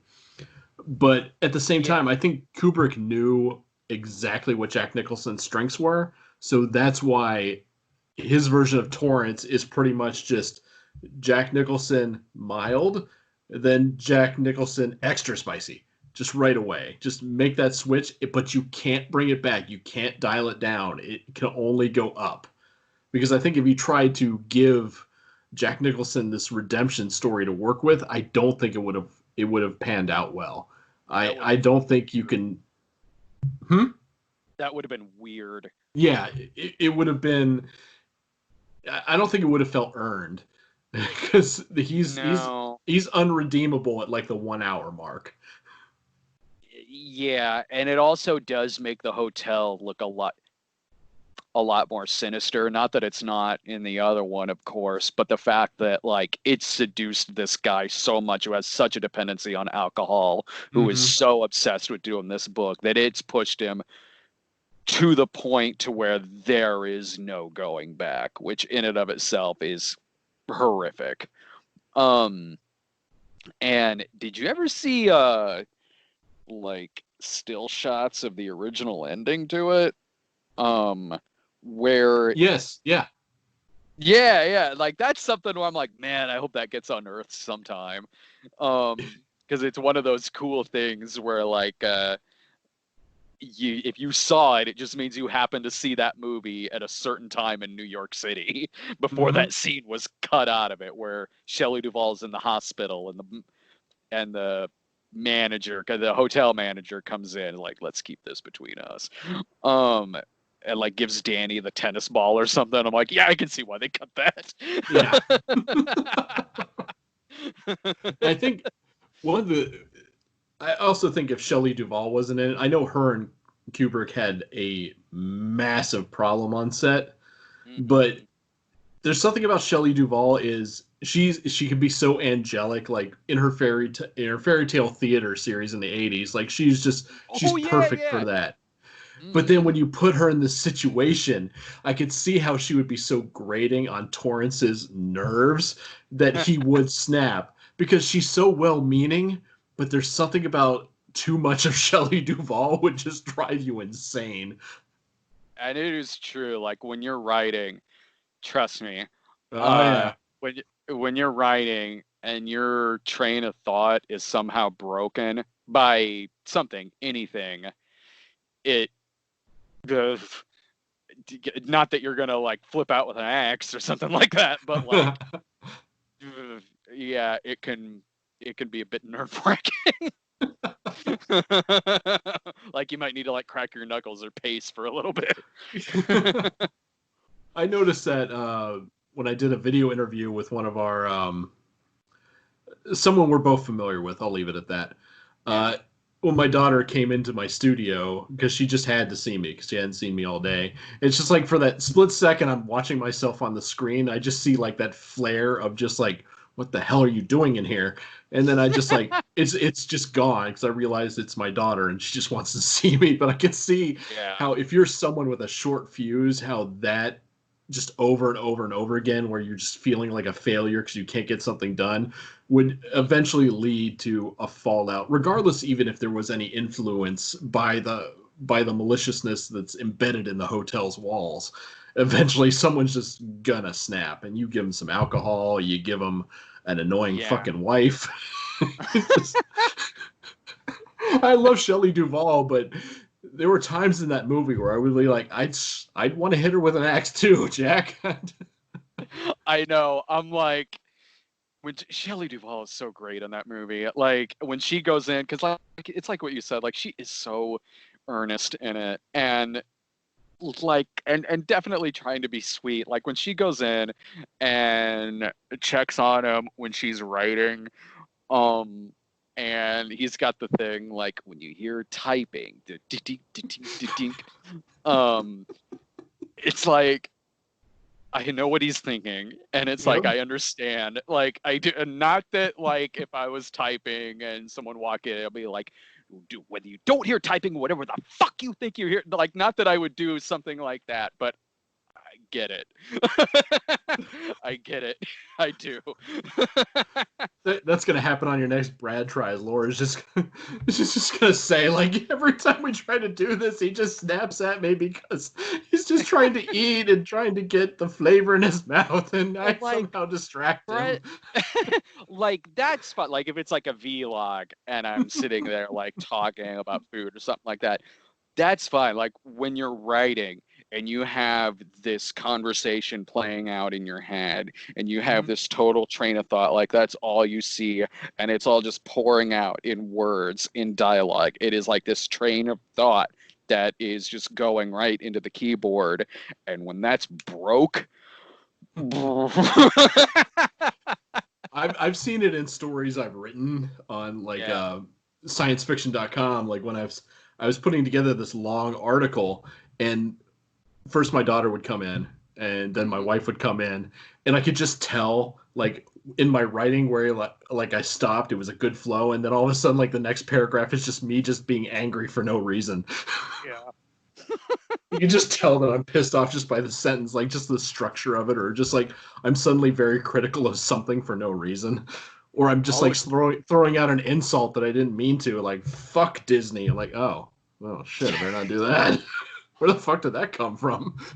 I'll see it in some of my old work sometime where I'll be like, I can't remember, but was I really mad when I wrote this? Is that more of like your basement videos? Because those seem like you seem like you're kind of on edge on those. Those were those I think were more so like that's just the way YouTube was back then, where everyone just wrote their stuff to be shoutier and angrier and thing like that. And now it's more like sarcastic, sure, but a less like F this, F that, you know, like, so I think that that's just more, that's less that I was like always mad back then, and more that's just the way YouTube videos were back then. Everyone had that same template they wanted, because that, I mean, that was the thing that sold. That's what brought so many people that you and I both work with now up to the forefront. It was that very typical type. It doesn't work now, but I mean, back then that's what everyone kind of wanted. Just like, yeah, I'm gonna be angry at like just things that are so fucking trivial. Yeah, yeah. Now you need like something extra, you know, like, you know, Substance. yeah, like now I play up more the sarcasm angle of it, to where like it's less like just kind of shouting at the movie. I mean, unless it is something that's really bad, but like if it's merited, sure, it still works. But now it's played up more like you're just kind of having fun watching it, and like saying some jokes that aren't dependent really necessarily on being mad at something. It's just kind of just throwing out like a good joke or a good line, or being a little bit more analytical without going to where it's like, okay, now it's just pretentious. Yeah. Yeah, I think Like it. your stuff's more now a little bit more tongue in cheek with the insults, where it's not, it doesn't feel mean spirited. It just feels like, yeah, there are obvious problems with this thing that you need to point out, but you don't have to be a dick about it. You can actually be Yeah. clever. Yeah, or like kind of writing it as a dumb guy. Like like I wish I could think of an example in my head, but like writing that, like he's complaining about something that's not actually happening in the movie. Um like that, like playing up that to where it's just sort of like just this sort of stupid guy is talking about a movie. A So what would stupid have guy who happened to thinks he's Jack Torrance if he had been a YouTuber? God. The internet connection goes out at the Outlook Hotel, right in the middle of like a live stream for like 5 hours. I It feel like I intermittently cuts back on, and his webcam just captures random bits of violence that he enacts on his wife and child. I feel like I could write that. Like, I He feel like I becomes the could. biggest YouTube star ever just because he murders Yeah, his family on camera. I feel like I could. Like, I'm not saying to be any good or not, but I feel like I could write that. Like, like I feel like I've reached a point in the stuff I write where it's kind of like, because you know, like with Stephen King, where it's like you write what you know, and what does Stephen King know? Like being a teacher, being a writer. So there's a lot of movies and things where somebody is a teacher, somebody is a writer. What is And they're how always many a horror writer. Yeah, yeah. And in my case, it's like I get that. God, I think I've written 3 movies now at this point where like the main character has something to do with YouTube. I guess that's just my thing now. I guess I So couldn't do that. another Cinema Snob movie 2 is on the way now. I would do another one of those. Like I want to make it a 3D movie. It's in a haunted house for some reason. Actually, that's what it, because yeah, I always thought like if I do a third one, it's going to be in a haunted house and it's going to be in 3D. I kind of like your angle right there, where you could like put some Shining shit in there, where they're going crazy in this haunted house. Just because they lack the basic necessities that every millennial has right now. Yeah, so my phone's not working. I have seen some people lose their shit from not having their phone. Yeah, I could see myself losing my shit without my phone if I was on like a train or somewhere where like my attention would go a little like bonker. My ADHD would go really bonkers, because a lot of times in my case, I mean, I'm on a train, like I'm using my phone to where at least I have something to focus on, something to focus my eyes on. Um, but you know, actually, with that being said, yeah, I'll just find a magazine. I think I would get that way if I lost like all of my headphones, because whenever I go out to a store or anything by myself, I'm like, I don't want to listen to people. I just want to drown everything in just whatever is on my phone, and that because there's been a couple times where I forgot my headphones and I go to like Target or something, and I'm like, God, people have the stupidest fucking conversations. Jesus Christ, why am I? Then I start to realize, like, God, why am I such an elitist? Yeah. Like, that's why I need the music because it drowns out those things where I'm like, Jesus, I could kill all these people and it wouldn't even fucking bother me. I know, man. I see. In my case, I love overhearing shit like that. Um, I've gone to see enough religious movies where like I did so much stuff I overhear in the line, and I'm like, I wouldn't trade it for anything in the world. I can only imagine the people that take things like God's Not Dead or Heaven is for Real, like actual seriously, and have theological debates while watching it in the theater. I would just be like, oh fuck.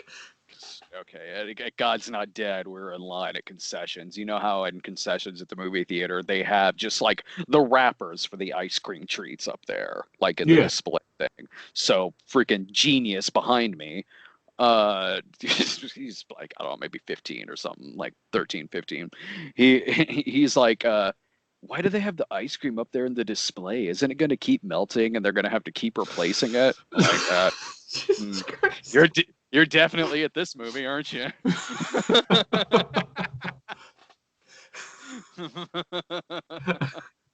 uh, Speaking of religious, seeing religious stuff with an audience, when we went to go see the Book of Mormon, uh, Mhm. in the part of Tampa we saw it in, it's a lot of retirement communities there. So when we went there, there were like maybe 20% of the audience in this packed house were in their 20s to 30s.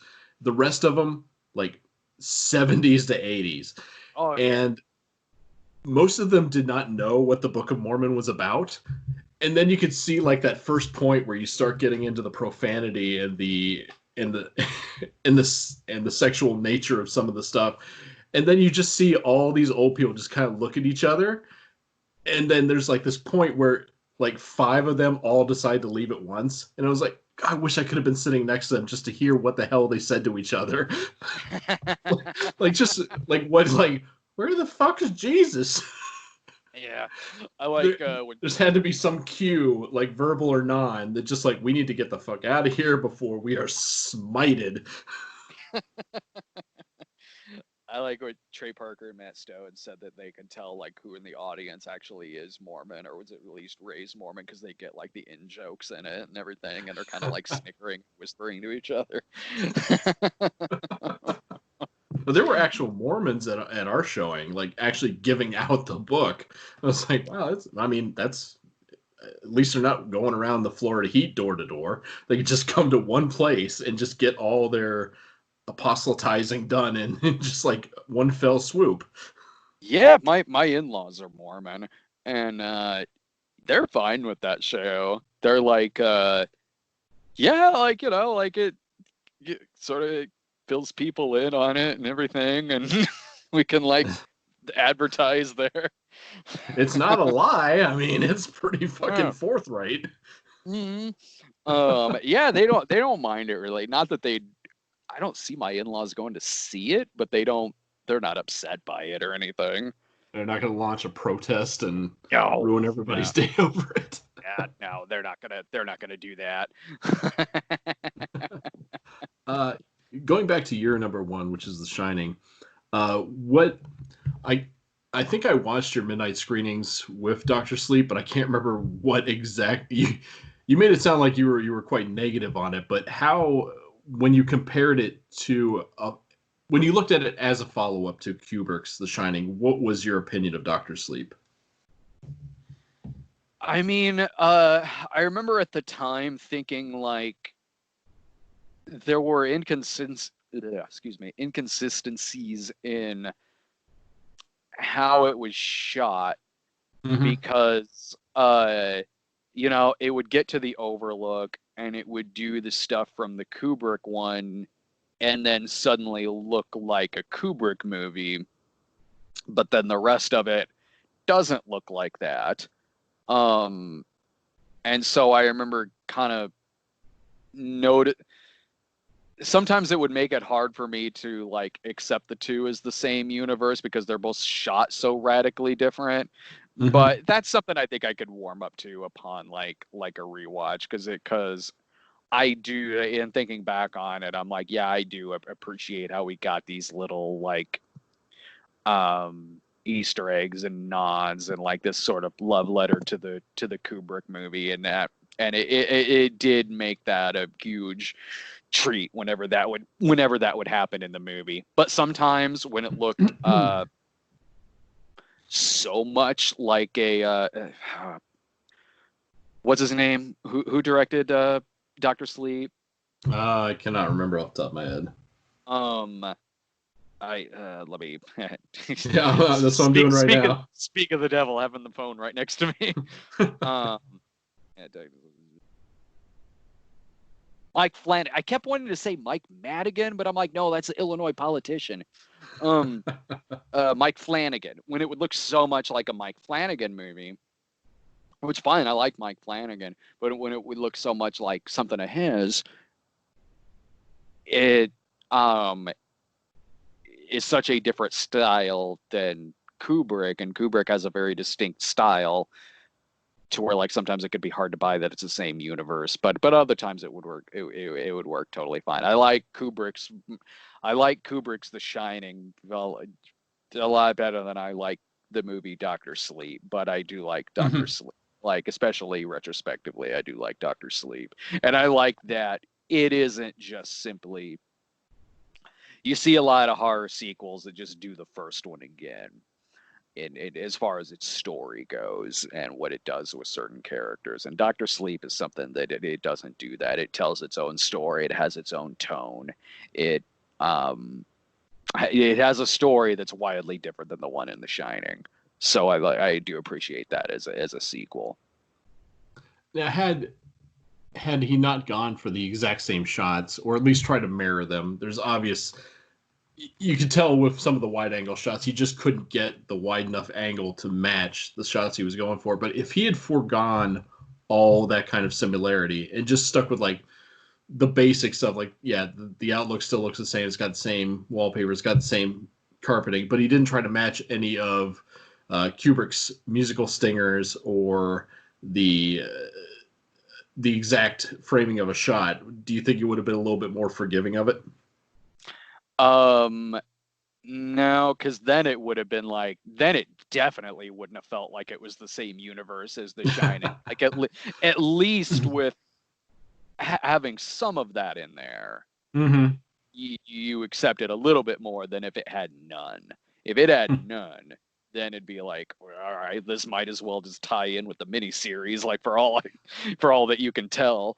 Um, but having a little bit of it in there can make you accept it a bit more. Um, mm, There was a massive like missed opportunity with Doctor Sleep was to tie Dick Halloran into the It movie, because Dick Halloran is a very briefly a character in the original It novel uh, with Mike Hamlin's father. They're both in the army together, but oh, just they nice. should have just gone for that just very random, just very far-reaching connection just to mention like Mike Hamlin or Mike Hamlin's father, and just Yeah. try to make this like very this like threadbare connection to that other movie. Just do that and just throw it out there, and then maybe make a reference to the mist, or just try to tie it all in together like this really bastardized cinematic universe.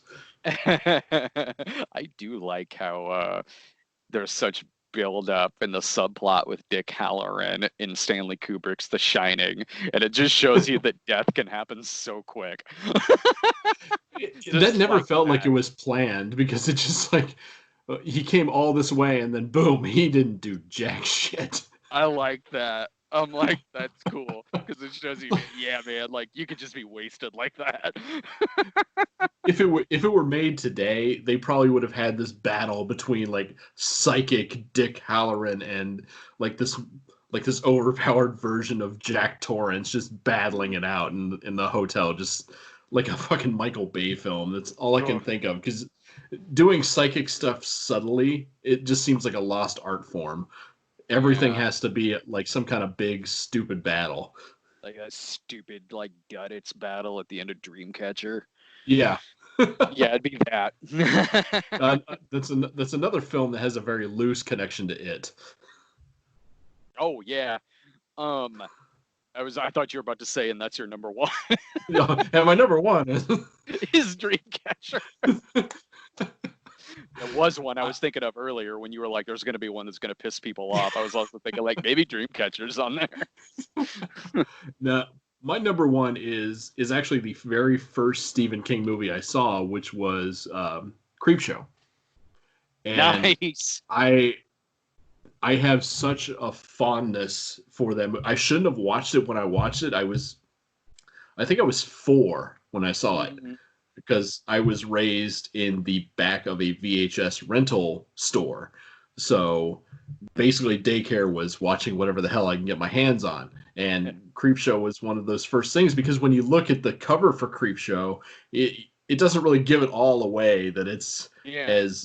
as gross as it is in areas, but from all the cameos, the attention to detail of trying to nail that EC Comics, Vault of Horror, Tales from the Crypt look, and not giving a shit, like having the wacky ass like blue and red lighting out of nowhere, having the comic panels randomly show up in shots, just everything about it is silly, but there's such great creature effects like Fluffy and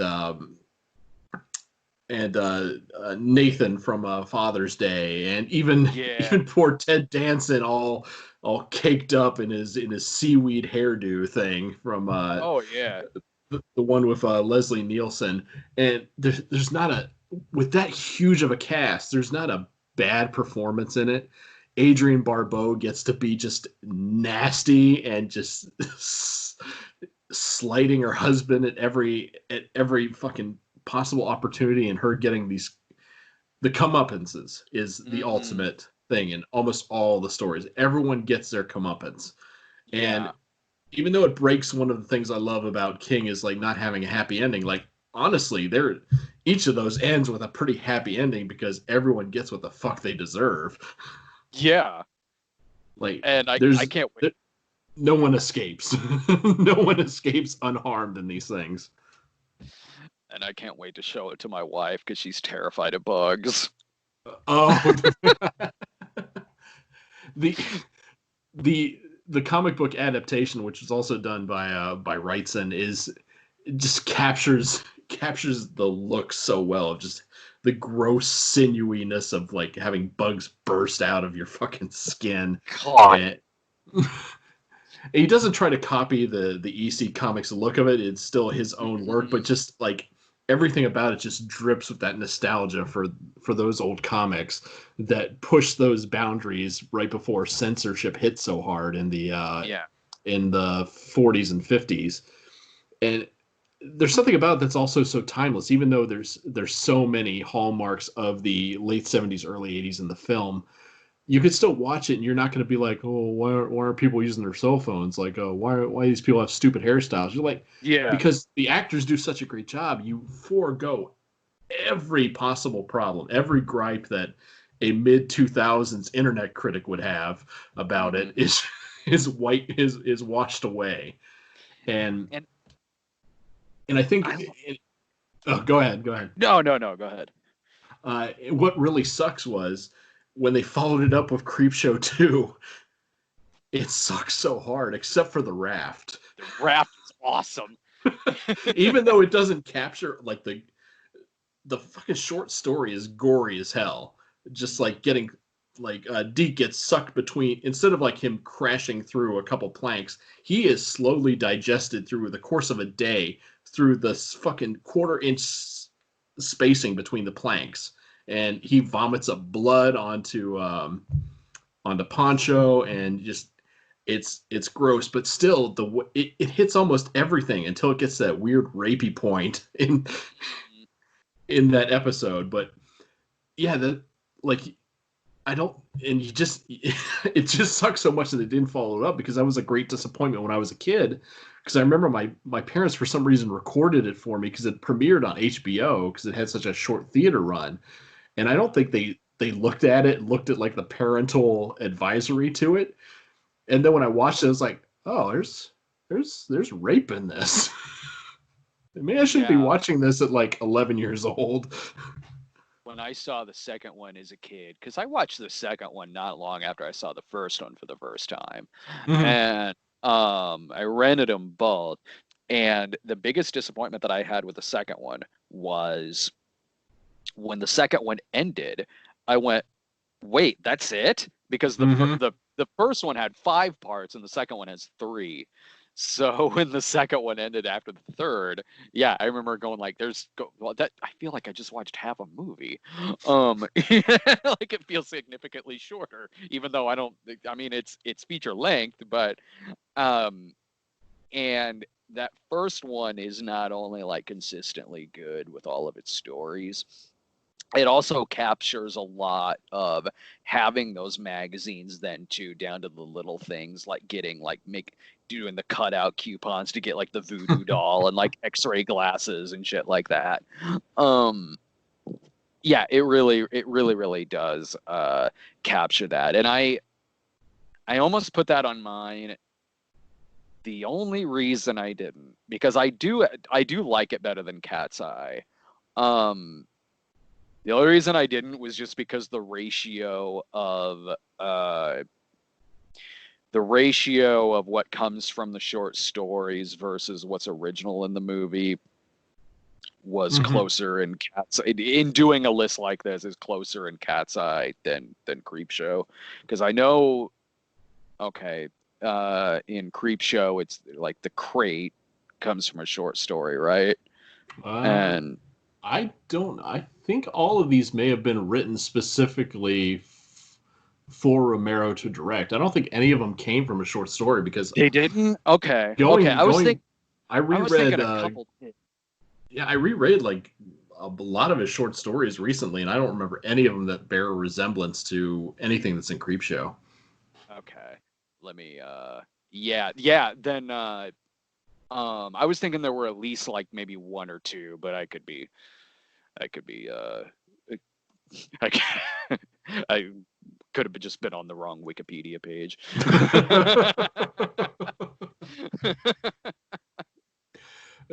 I think the best thing I like about Creepshow is Tom Atkins. Even though he's got a very small role as the dad in the outlying Yeah. story, I love Mhm. Tom Atkins in everything, like Night of the Creeps and fucking Maniac Cop. Just Tom Atkins is always like he's always that dad figure, Yeah. that cop. He is always that authoritative guy, and just to see him just be a dick and then kind of get his comeuppance in the end was fun. And see him without a mustache is such a Yeah. weird thing.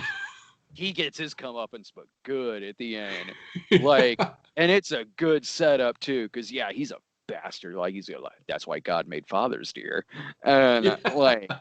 uh, it's a good build up because the kid sees that skeleton out the window and it's like, I hope you rot in hell, and like the voiceover it puts on there.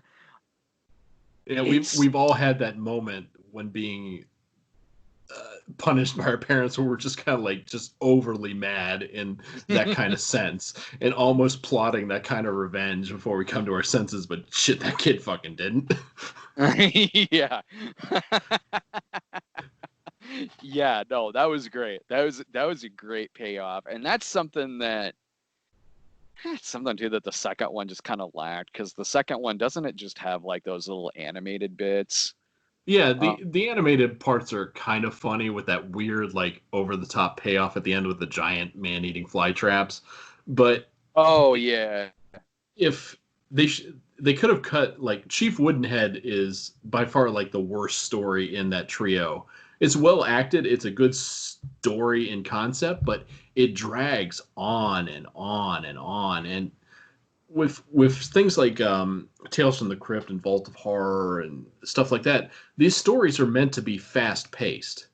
You're meant to get within like 5 or 6 pages, you've come to your conclusion. But drawing something out where it's like a half hour, and there's Mhm. not really much of a payoff. I mean, yeah, Chief Woodenhead kills a few people, but it doesn't feel like there was really anything to it. The, Yeah.